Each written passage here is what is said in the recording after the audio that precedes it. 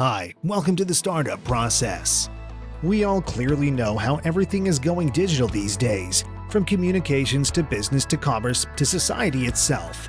We have a website for almost everything nowadays, and to be ignorant of a modern-day sin. Anyways, I'm pretty sure you know about Alibaba. In case you're still confused, I'm not talking about the story with the 40 thieves. It is Jack Ma's famous online retailing company. With millions of transactions carried out every day, Alibaba has seen gigantic revenues. In 2021 alone, in the months gone by so far, Alibaba has witnessed over $100 billion in revenue. But where does it begin, and why is Alibaba what it is today? Well, it all goes back to 1999 with a young and enthusiastic young man who wanted to do something big. We all know that in that era, the late 90s, the dot-com bubble was witnessing the entire world go crazy for the internet. So, in line with that thought, Jack Ma saw the internet as a perfect medium to begin his business.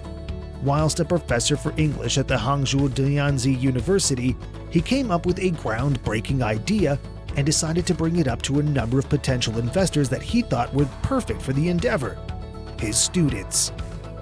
But before we get into that, this was not the only odd thing that Jack Ma had attempted in his life so far.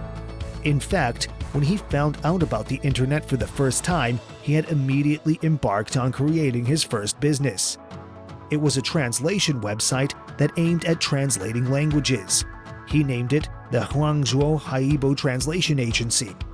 Unsurprisingly, that business did not kick off as exponentially well as Jack Ma might have imagined. In his struggle for greatness, Jack searched on. He claims that he even applied to KFC as soon as it had opened in his hometown. Out of the 24 people that applied, 23 were actually selected by KFC, and unfortunately, or fortunately, whichever way you look at it, Jack Ma was the one that did not make it. He even claims to have applied for the police, who did not want to keep him again. But coming back to his journey prior to launching Alibaba, Jack Ma was still fascinated about the internet and made another attempt at creating something web-based that would be useful. So he created a website that gave out general information about China. Following this, after he was reached out to by many investors, he realized the true money-making potential that the internet really held.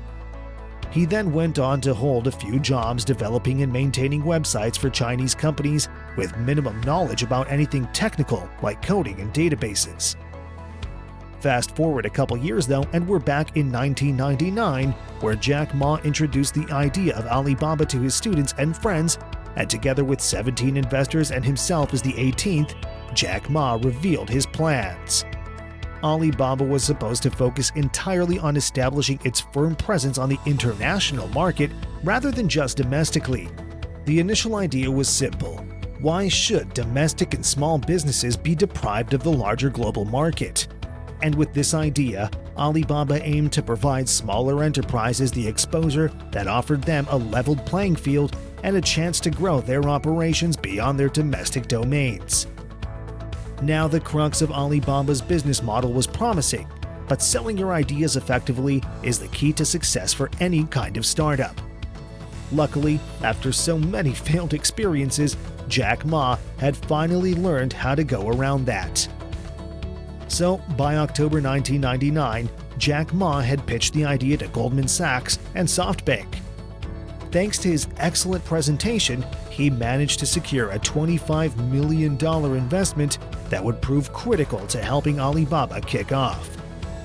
Using his model, Alibaba pitched Chinese products that small and medium enterprises made to a global audience, and the transactions that took place benefited all parties. The customers got cheaper goods, the sellers got a good profit, Alibaba kept a decent share, and above all, the Chinese economy was seeing good prospects for itself.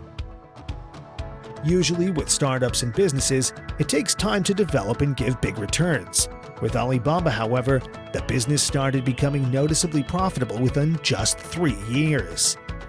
This prompted growth, and Jack Ma realized that there was more potential to the internet than he had imagined. Practically, by this time, China was staggering behind the West when it came to the digitization and incorporating the internet in business.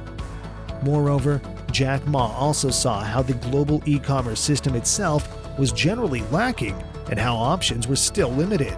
So, Alibaba went on to make other platforms such as Alipay, Lynx, and Taobao Marketplace. By 2003, the world had been convinced of the power of e-commerce and companies began to grow. As eBay made its way into China, Jack Ma was convinced it would take a jab at Alibaba's market, so he came up with an ingenious strategy. In order to drive eBay out, he let Alibaba operate at a loss to keep a competitive pricing edge. This strategy worked, and Alibaba survived only on the additional services it provided while simultaneously snatching a large portion of eBay's customer base. With the globalization of marketplaces and room for so much growth, Alibaba gradually kept growing until, in 2014, Jack Ma decided it was time for Alibaba to go public.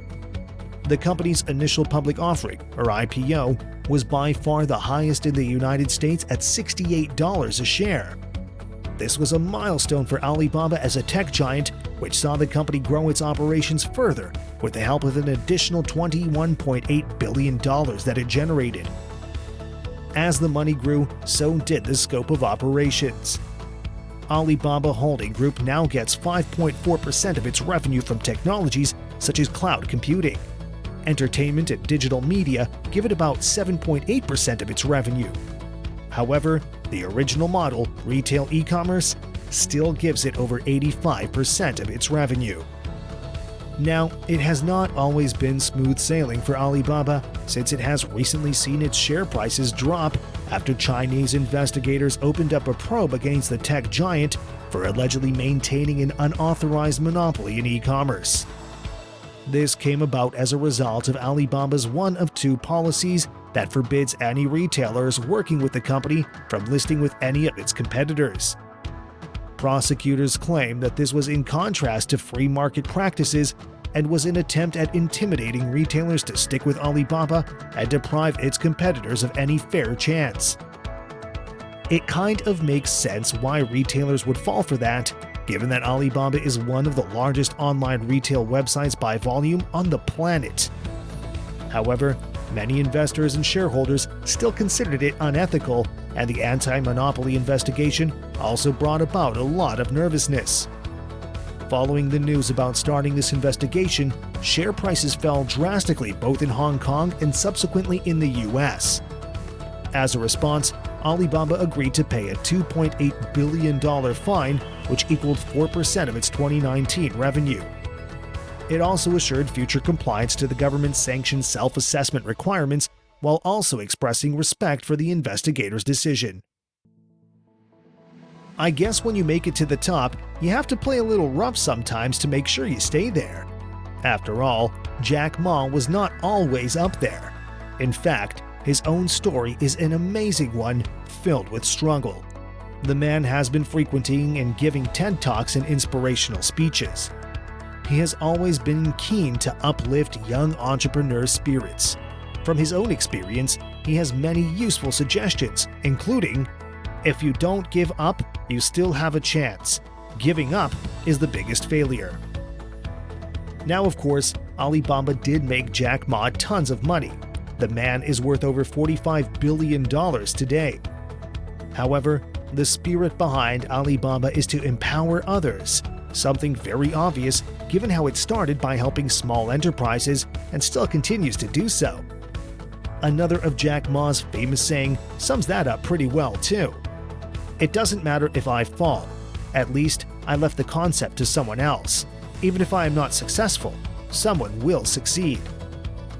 Although he did not fall, he still left a great concept, one that a lot of people have been using to succeed since 1999. And on that emotional note, our video comes to an end. Leave a like and let us know what you think in the comments. Subscribe for more, and see you soon.